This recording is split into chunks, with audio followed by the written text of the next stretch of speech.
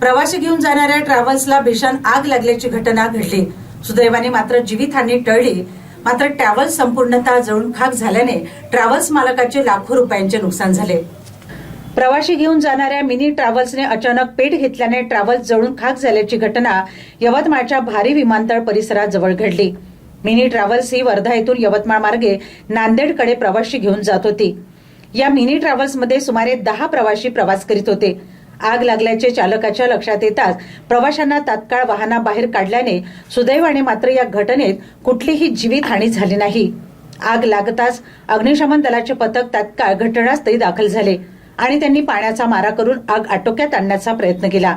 मात्र ट्रॅव्हल्स संपूर्णतः जळून खाक झाली होती। नेमकी आग कशामुळे लागली हे अद्यापपर्यंत स्पष्ट झाले नाही।